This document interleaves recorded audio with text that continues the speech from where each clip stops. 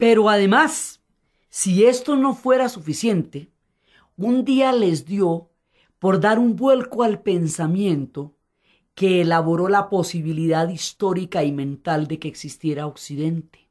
Un día pensaron que no solamente iban a explicar el mundo en términos de las deidades, de las fuerzas divinas, de Gaia y de Uranos, de Zeus y de Apolo, sino que iban a buscar en la Tierra misma una explicación que se diera a partir de fuerzas no dependientes de la voluntad de los dioses, sino inherentes a la Tierra misma. Sin descartar a los dioses, ellos van a creer en los dioses, no hay problema, pero esto es otra explicación del mundo. Este pueblo dedicó su paso por la Tierra a pensar y pensó el universo y lo nombró. Entonces un día en Mileto, que también queda en el país que hoy llamamos Turquía, que en aquella época que es Anatolia, que es el Asia Menor, flujo de civilizaciones por donde los pueblos pasaban de un lado a otro, allá se le ocurrió a un personaje que podría existir un principio que le diera forma al mundo, que lo organizara, un principio único que llamaríamos Arqué, Arqué como origen. A él se le ocurrió que pudiera ser el agua, porque es el elemento que más nos determina. Él se llamaba Tales de Mileto. Y en ese paso, de la explicación mítica a la explicación a través de un principio inmanente, nos va apareciendo una cosa que se llama la filosofía de Occidente, porque la India tiene su filosofía y la China también. Esta es la de Occidente. Y significa que vamos a pensar las cosas en otros términos. Entonces otros dicen, bueno, ¿sabe qué? De repente yo no creo que sea el agua, yo creo que puede ser el fuego. Y eso lo dice Heráclito en Éfeso. Otro dice, no, yo pienso que es como lo indeterminado. Y ese se llama Anaximandro y hablamos del Apeiron. Otro dice, no, ¿sabe qué? Yo creo que puede ser el ser. Y es Parménides. Y se va desarrollando el pensamiento filosófico alrededor de la manera como ellos van a entender la formación y el origen de la Tierra. Simultáneamente van a desarrollar la geometría, la matemática, van a pensar el mundo, inclusive dedujeron la existencia del continente australiano sin haberlo conocido jamás, porque decían que si la Tierra era redonda y tenía bloques simétricos, tenía que haber tierra al sur como hay tierra al norte. Y si fuera al sur y sería muy grande, ya sería muy austral y se llamaría Australia. La imaginaron, nunca la conocieron, solo hasta cuando llegara el capitán Cook en 1700, pero la imaginaron y la dedujeron. Fueron capaces de entender la redondez de la Tierra a partir de la sombra de las columnas en el mediodía. Eratóstenes dedujo la redondez de la Tierra, Euclides la geometría, Pitágoras el número dorado, la tetractis, y con él la teoría de los triángulos. Desarrollaron un pensamiento gigantesco, caminaban de un lado al otro de Atenas pensando el universo, desarrollaron la democracia como forma de gobierno. Pensaron en que el consenso podría ayudar muchísimo más a la manera como los pueblos decidieran gobernarse a sí mismos. Y de allí salió Atenas. Y esto llegaría a un punto maravilloso a partir de la figura gigantesca de Pericles, que va a juntar toda la sabiduría para hacer una ciudad esplendorosa. Y al lado del brillo de Atenas estaba un hombre austero que se llamaba Licurgo, que montó unas leyes sumamente severas. No, hoy Licurgo están muy duras esas leyes. No, viene tranquilo, no hay problema. Yo voy a dar un viaje. Cuando vuelva las derogamos. El hombre se fue a mandarse morir de hambre en una cueva. Luego las leyes se quedaron de ese tamaño. La ciudad que tendría las terribles leyes de Licurgo la conoceríamos como Esparta. Y por fuerte y terrible que Esparta fuera, cuando las madres le decían a sus hijos vuelve con tu escudo sobre él, Esparta tiene una característica, serían los dientes de Grecia, porque es Esparta la que va a contener el flujo de la civilización persa que se está expandiendo a una velocidad gigantesca y que le queda solamente el otro lado de Europa para conquistar. Los griegos van a parar a los persas, a quien no los paró nadie. Los persas eran impresionantes. Ellos van a cubrir una parte gigantesca de la tierra, llegaron hasta el norte de la India, todo lo que es Afganistán, toda la ruta todo ellos llegaron a hacerlo. Entonces, Los persas solamente se van a trancar en Grecia, con la historia de los 300, precisamente con el combate que le dieron en un estrecho donde pudieron vencer el ejército persa de más de 1 millón de hombres porque lo cogieron en el estrecho. Entonces en Salamina y en Maratón ellos van a lograr trancar a los persas. El hecho de que los griegos vayan a impedir el avance de la gran civilización persa determina que Occidente venga de Grecia y no de Persia, y que sean las ideas de los griegos las que van a desarrollar el pensamiento occidental y no la de los persas, que también eran unos duros, o sea, no es para quejarse uno. Lo que pasa es que así fue y no fue de otra manera.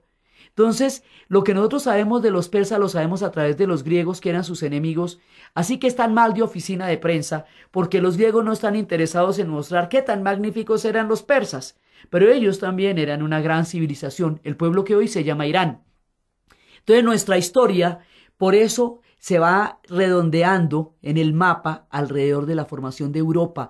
Europa era una ninfa preciosa, que una vez Zeus, en su increíble coquetería, porque el hombre era con todas, se disfrazaba de lluvia dorada, de cisne, de la que fuera, a esta mujer se le apareció de toro blanco, divino y precioso, y la llevó a una isla para estar con ella, y su padre desesperado gritaba por todas partes: Europa, Europa, buscando a su hija que nunca más halló. Es por ella y en este mito que el continente que estamos empezando a mostrar en nuestro relato lleva su nombre, Europa. Los griegos nombraron el mundo. La mayoría de las cosas se llaman como ellos dijeron que se llamaban. Entonces, estos gigantes mentales van a ir evolucionando en su pensamiento hasta formar sistemas filosóficos enormes. Pero lo más sensacional de los griegos era lo que se preguntaban. Las preguntas son los que van a hacer el pensamiento filosófico. ¿De dónde venimos? ¿Quiénes somos? Entonces, a cada pregunta le pusieron un nombrecito.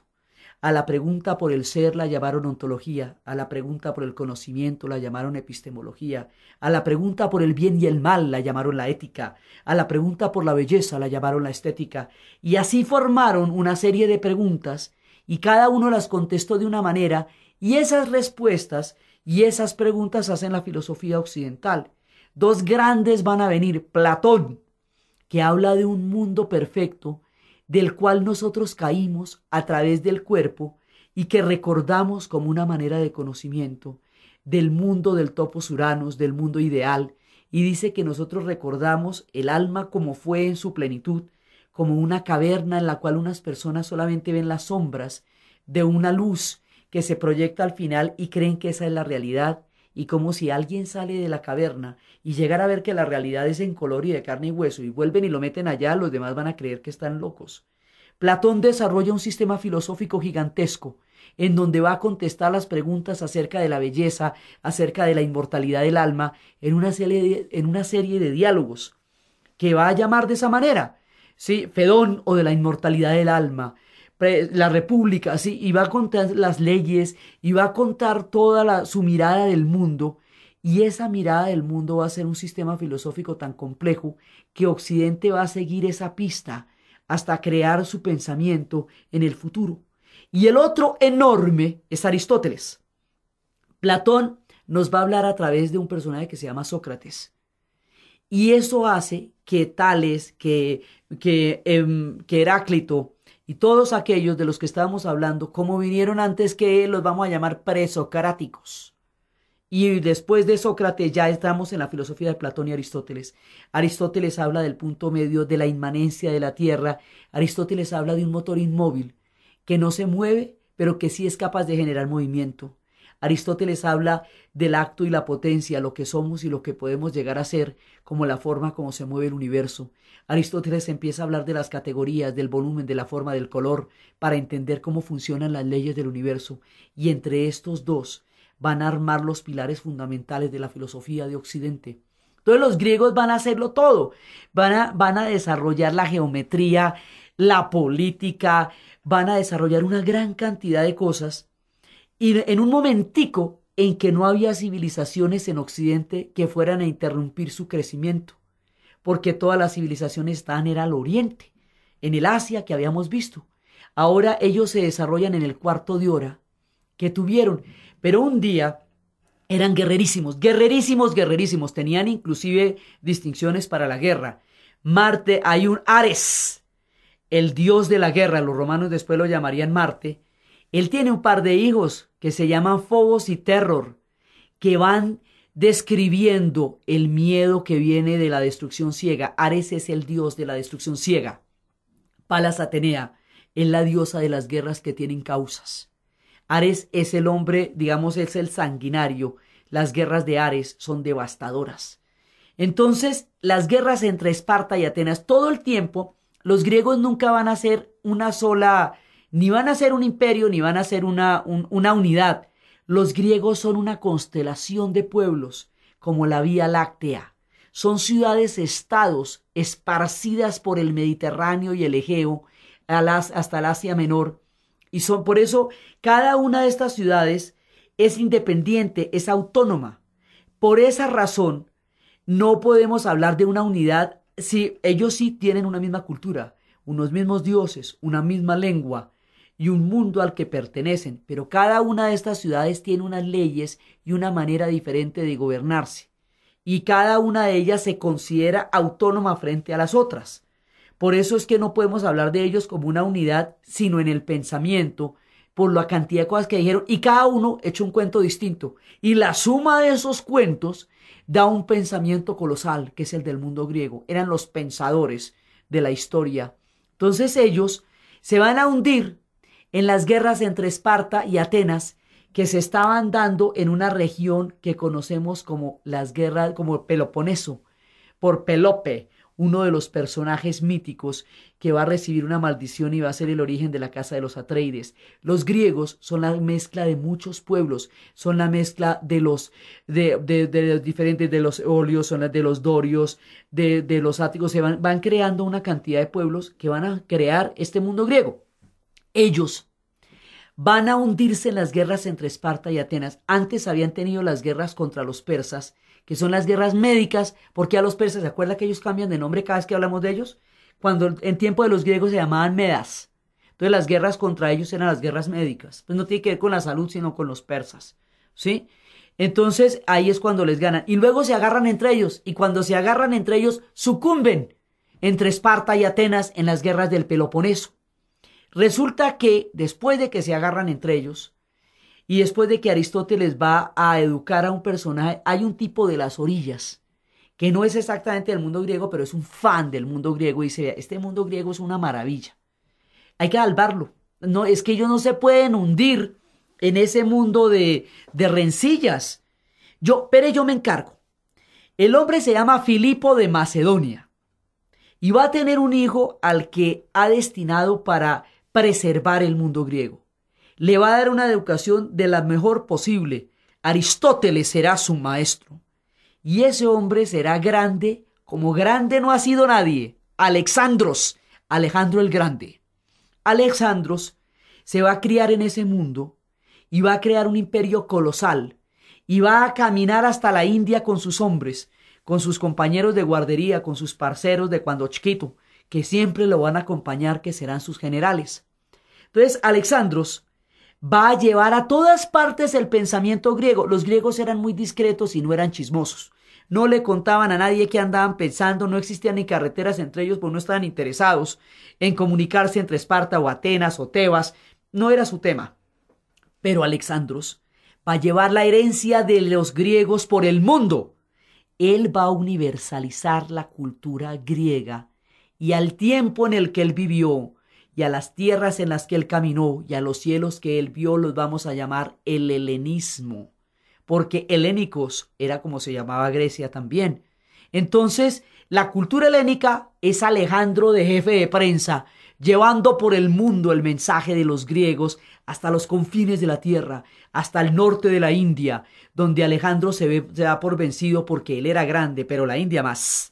Cuando se mete con un subcontinente, ya los hombres no dan más. Dicen, no, pero ya tampoco, man. Es que llevamos mucho tiempo aquí caminando y ya no nos podemos ya seguir adelante. Y después él va a morir de cólera a los 33 años, después de haber conquistado el mundo. Los generales no se ponen de acuerdo Cada uno es igual de importante al otro. Alejandro se había enamorado de los persas. Él derrotó a los persas en la batalla de Gaugamela. Pero él se va a enamorar de los persas. Va a desarrollar el carácter divino de los persas. Él va a caminar por todo el Medio Oriente, todos los pueblos de Fenicia, de Siria, de Líbano, Jordania, Israel. Por allá pasó Alejandro. Por todos lados pasó Alejandro. La ruta de Anatolia pasó Alejandro. Usted coge el mapa y arranca a caminar hacia el Asia y por ahí pasó Alejandro hasta que se le acabe el mapa en la India, que fue cuando se devolvió.